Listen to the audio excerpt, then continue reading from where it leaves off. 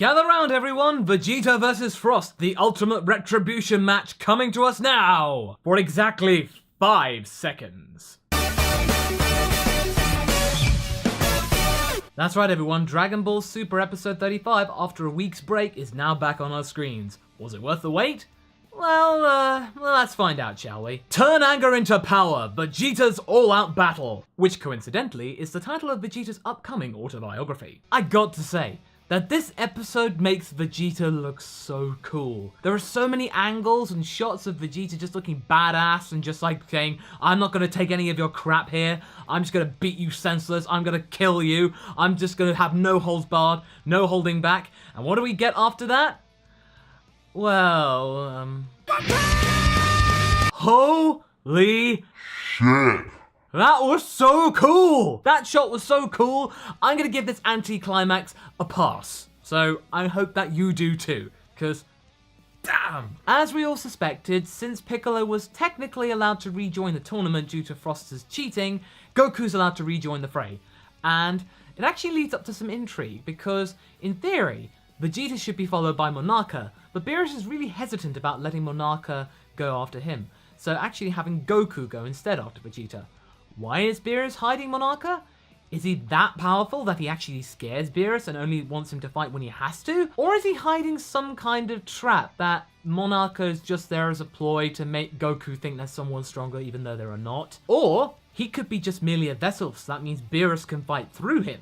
It's all speculation for the moment, but I'm actually thinking there's probably a lot more to the guy's nipples than meets the eye. Before we move on to the next bit, I have to admit that this angle here kind of makes Frost look like he's either on a sun lounger or he's got a really bad back problem. It's probably just bad animation in that kind of sense, but hey, I think my other theories are funnier. In all this, Champa continues to be the world's worst little brother by actually changing the rules and actually acting as secondary barrier on the pretense that it means that it won't break, because we've had the barrier break twice now, playing into the part of Champa's next combatant. But as this is all happening, Frost gets iced. In all this fuss, Hit breaks his silence and decides to break Frost's body as well in the process. He's not gonna let Frost get away with the cube, which is apparently what his reward would be from Champa if they won, but it's not really enough to say whether he's a good guy or not, or he's just kind of just doing this for the money and the cool toy. I'd want that cube. So we get an idea about what Hit's powers are. He can sort of stop time or change dimensions, enough to the point to manifest certain kind of energy pockets on bodies to kind of almost paralyze them, not quite kill, but it was enough to kind of incapacitate Frost and he's no longer a threat at all. I really wish Frost wasn't a jerk. I really want him to be a good guy. I'm still sad about that. But we mustn't dawdle. We have Vegeta's next battle with Magetta, the big robot, who drinks f***ing lava. That's metal as hell. This may be as weird as hell, but I love it. We haven't had a full-on robot battle in the whole Dragon Ball franchise since, well, the original Dragon Ball with the whole Red Ribbon Army and whatnot. Magetta is, not exactly a mute, but he kind of goes like he's full of hot air. Which he kind of is, because he's just basically a walking furnace who drinks f***ing lava. So when it comes to the title of the all-out battle, it's not necessarily Frost.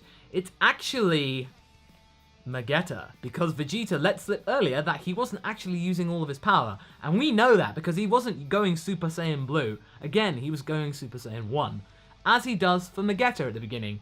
But this cube is actually to the advantage of Magetta, because he could basically just boil himself up and sweat Vegeta into a coma or something. Just incapacitating him using heat. All in all, this episode actually kept me engaged, and was it worth a week's break? Kinda not. But hey, I'll take it, because it was good enough. Frost's arc may be done for now, but hey, it was a good run of like, what, 2 episodes maybe? But hey, we were something. The totally not Frieza clone. Whether Hit's the big bad or not in this arc remains to be seen. We haven't actually seen enough of it, but we've actually seen something, so he can talk. So yeah, Hit can talk, woo! And that's the biggest thing we can take from this episode. But yeah, guys, what did you think of episode 35? Leave a comment and tell me what you thought about it. I'm always keen to know. And if you want to keep up with these reviews as they keep going, be sure to subscribe to this channel for more updates. And just a bit of a side note, I've just opened up my P.O. box. So if you want to be sending me something, be it fan art or a letter or whatever, just check the description for the address. So anyway, guys, take care of yourselves and let's wait until next week. Until then, guys, catch you later.